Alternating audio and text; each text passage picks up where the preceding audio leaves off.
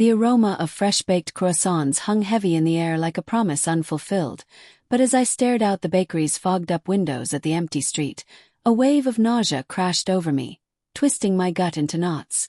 Balloons bobbed mockingly in the breeze, their red and gold ribbons tangled like my shattered dreams, while the grand opening banner flapped against the brick facade of my little shop in downtown Portland. I'd poured every penny, every sleepless night, every ounce of passion into this place. Flour-dusted counters gleaming under warm pendant lights, display cases brimming with eclairs, macarons, and artisanal breads that I'd kneaded with hands calloused from years of sacrifice. But the clock ticked past noon, and not a single family member had walked through that door. No parents, no siblings, no cousins who'd sworn they'd be there with bells on. Humiliation burned in my cheeks as curious passers-by glanced in, their pitying eyes like daggers. Fury ignited then, hot and blinding. How could they abandon me on the day that was supposed to crown my escape from their toxic shadows? In that moment, standing alone amid the untouched platters of treats, heartbreak clawed at my chest, and a seed of resentment took root, whispering of revenge yet to come. My name is Clara Voss, and baking had always been my sanctuary, a world of sugar and yeast where I could mold chaos into something beautiful. Growing up in a sprawling family home on the outskirts of Portland, with parents who ran a successful real estate firm and 3 siblings who followed in their footsteps like dutiful soldiers, I'd been the odd one out, the dreamer who preferred flour over spreadsheets. Clara's little hobby, they'd call it, chuckling at holiday dinners while I slaved over pies that disappeared without a thank you. Denial had been my armor back then. I'd tell myself their dismissals were just teasing, that deep down they supported me. But as I saved every tip from waitressing gigs, enrolled in night classes at the Culinary Institute, and sketched blueprints for my bakery, subtle cracks appeared. My brother Alex, the golden child and heir apparent to the family business, would roll his eyes at my pipe dreams. My sister Mia, perpetually jealous of any spotlight not on her, would snipe about how impractical it was. Even my parents, with their polished smiles and country club memberships, urged me to get a real job instead of chasing whims. The grand opening was supposed to change that. I'd sent invitations months in advance, handmade cards scented with vanilla, each one personalized with memories of family gatherings where my desserts had been the star. "Come celebrate with me," I'd written, my heart swelling with hope. Responses trickled in. "Can't wait," from Mom. "Proud of you, sis," from Mia. Lies, all of it. As the morning unfolded, the bakery buzzed with preparation. The sizzle of butter in pans, the whir of mixers blending batter, the soft chime of the bell as early customers trickled in. Strangers complimented the rustic wooden beams overhead, the chalkboard menu with its whimsical fonts, the cozy seating nooks lined with mismatched cushions I'd sewn myself. But with each tick of the antique clock on the wall, anxiety gnawed deeper. Where were they? By 11 a.m., doubt crept in like fog off the Willamette River. I checked my phone obsessively, fingers sticky with icing, scrolling through unanswered texts. "On your way." No replies. Fantasies swirled, maybe a car accident, a family emergency. But deep down, resentment simmered. This felt deliberate, a collective snub to remind me of my place. When noon hit and the ribbon-cutting ceremony loomed, I stepped outside into the crisp October air, scissors in hand, forcing a smile for the handful of locals who'd shown up. The snip echoed hollowly, cheers sparse and polite. Back inside, the emptiness amplified every sound, the creak of floorboards under my feet, the distant hum of traffic like mocking laughter. Heartbreak hit in waves. I'd imagined hugs, toasts, photos with flour-smeared aprons. Instead, isolation wrapped around me like a cold shroud. That afternoon, as I boxed unsold pastries for donation, obsession took hold. Why? I paced the back kitchen, the stainless steel counters reflecting my distorted face. Eyes red-rimmed, jaw set in grim determination. Inner conflict raged. Part of me wanted to call them, scream until my voice broke. But fear held me back. What if they laughed it off? Moral qualms surfaced too. Family was supposed to be sacred, right? Revenge flickered as a dark temptation, but I shoved it down, opting for confrontation instead. I dialed Mom first, the ringtone shrill in the quiet space. "Clara, honey," she answered breezily, as if nothing was amiss. "How's the big day going?" The casual tone ignited fury. "Where are you?" I demanded, voice trembling. "None of you came.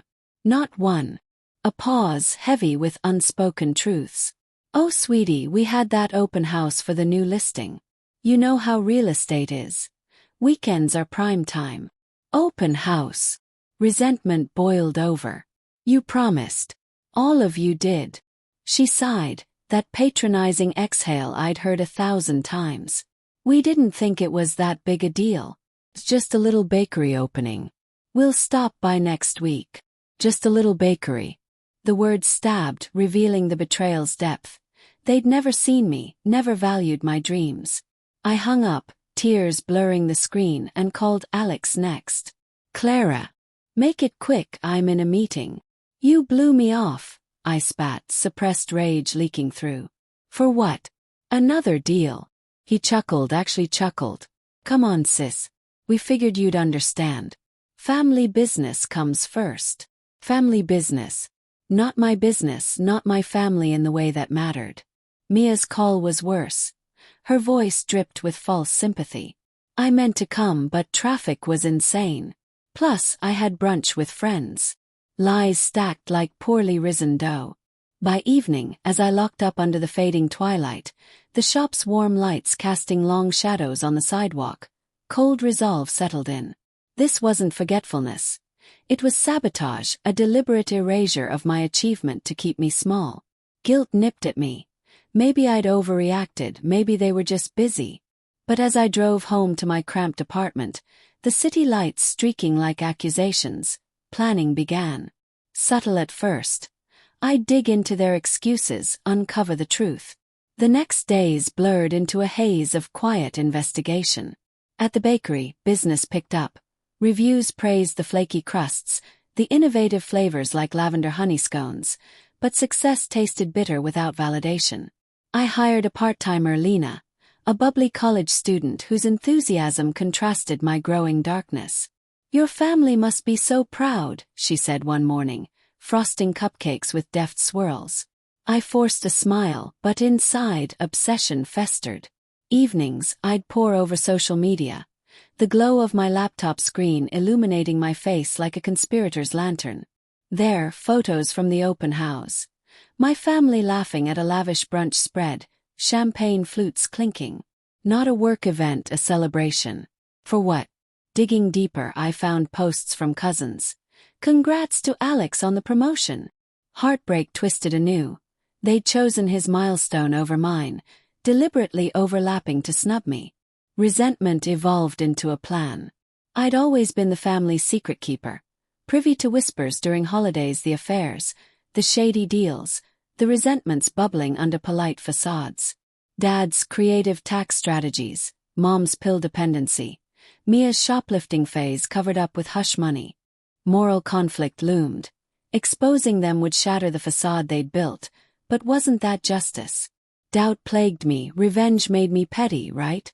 But as I kneaded dough at dawn, the rhythmic thumps echoing my pounding heart, fantasies sharpened.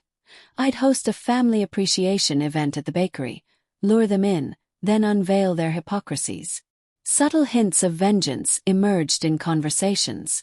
When Mom dropped by unannounced a week later, eyeing the displays with feigned interest, I served her a tart, sharp lemon curd mirroring my tone.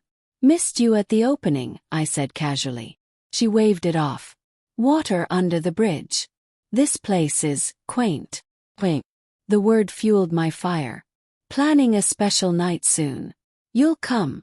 "Of course," she lied smoothly, but her eyes darted, hiding something. Alex swung by next, grabbing a coffee to go. Heard it was slow on opening day. Tough break. Bit back rage. Family support would have helped. I shrug. "We're busy people." Busy erasing me. Mia's visit was tense. She picked at a macaron, crumbs scattering like accusations. "Sorry I flaked. Life, you know." "Yeah," I replied, voice laced with ice. "I know." As weeks passed, suspense built like rising bread. I gathered evidence discreetly. Old emails from Dad's business associates, photos of Mia's borrowed jewelry, records of Alex's insider trading tips whispered at family dinners. Guilt warred with resolve. This could destroy them, but their betrayal had destroyed my trust. In quiet moments, wiping down counters as rain pattered against the windows, fear surfaced. What if they turned on me harder? But obsession won, planning meticulous. A catered event where truths would rise to the surface. The invitation went out. Family night at Clara's Confections. Let's make amends. RSVPs flooded in, curiosity piqued. Little did they know this was the trap. The bakery glowed under strings of fairy lights I'd strung across the ceiling, casting a warm, deceptive ambience over the intimate gathering space. Tables groaned under platters of custom desserts, each one tailored to family secrets, like blood-red velvet cupcakes for Dad's red ink accounting, or bitter chocolate truffles for Mom's hidden addictions. The air hummed with the scent of cinnamon and vanilla, masking the undercurrent of tension as my family filtered in, their faces a mix of obligatory smiles and wary glances. It was a month after the grand opening snub, and I'd lured them here under the guise of reconciliation, but as I locked eyes with Alex across the room, his promotion tie still crisp, cold resolve hardened in my chest. This wasn't forgiveness. It was the slow unveiling of their betrayals, a calculated strike that would leave them tasting the bitterness they'd fed me for years. Heartbreak lingered, but now it fueled a darker fire, one that whispered of poetic justice even as guilt clawed at the edges of my conscience. They arrived in waves, the doorbell chiming like a countdown. Mom first, air-kissing my cheeks with her signature floral perfume that always overwhelmed the room. "Darling, this looks lovely. Sorry again about the opening. We really were tied up." Tied up in lies. I nodded, handing her a glass of spiked cider, subtle but enough to loosen tongues. Dad followed, clapping my shoulder with false heartiness. "Proud of you, kiddo. Place smells like success." Success they'd ignored. Mia slinked in next, her designer bag slung over one arm, eyes scanning for compliments. "Cute setup, Clara. Very homemade." Alex brought up the rear, cousins in tow, their laughter echoing off the exposed brick walls. "Let's bury the hatchet, he said, grabbing a pastry without thanks. As they mingled, nibbling treats and chatting about real estate deals, I observed from behind the counter, my apron a shield. Inner turmoil raged. This family, flawed as they were, had shaped me. Revenge felt justified. Their absence had humiliated me, amplified my isolation, but moral grayness loomed. What if this backfired, leaving me truly alone? Doubt flickered, but resentment pushed it aside. Subtle hints had built to this. Cryptic texts about family secrets I'd sent, watching their responses grow uneasy. I clinked a spoon against my glass, drawing attention. "Thanks for coming. After the opening." "Well, it hurt. But tonight let's share truths." Murmurs of agreement, but tension thickened, the room's warmth turning stifling. I started small, serving personalized desserts. For Mia, a jealousy tart. Sour apple filling. "Remember when you borrowed my recipes for that school bake sale and claimed them as yours?" She laughed nervously. "Ancient history, sis." But eyes shifted. For Alex. A promotion pie, hollow center. "Congrats on the bump up. Funny how it coincided with my big day." He stiffened. "Coincidence?"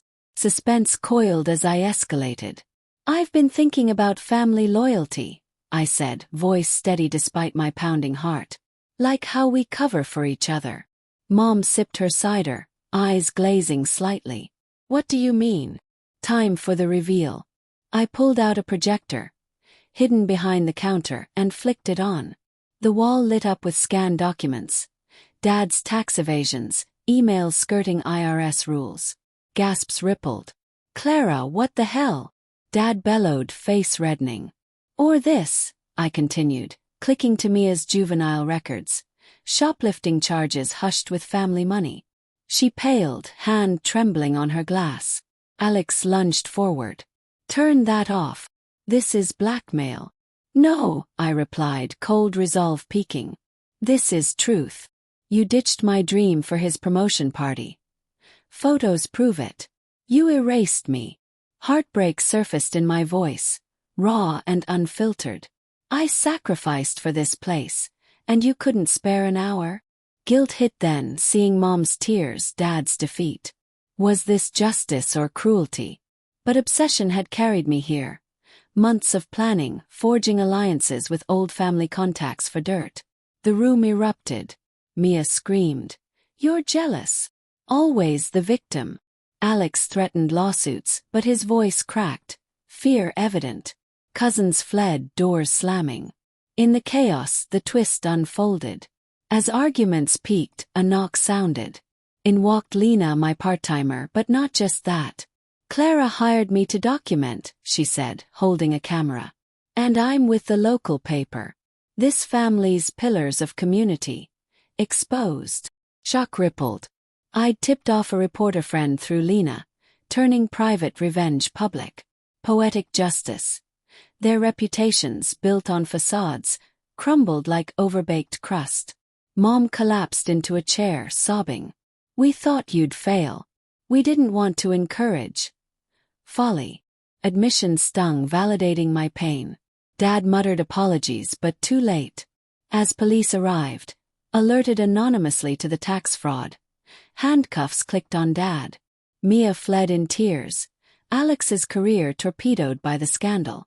Alone later, sweeping crumbs under moonlight filtering through windows, emptiness washed over me.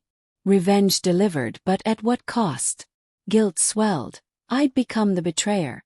Yet, in the moral gray, a shocking piece. The bakery thrived post-scandal, customers drawn by the drama. And me. Freed from their shadows, albeit scarred. But the final twist. A letter arrived weeks later, from a long-lost aunt, revealing my parents' sabotage stemmed from jealousy of my independence. Psychological impact hit. Betrayal ran deeper, but so did my resolve. In the end, sweet revenge tasted bittersweet, a lesson in the ruins of family ties.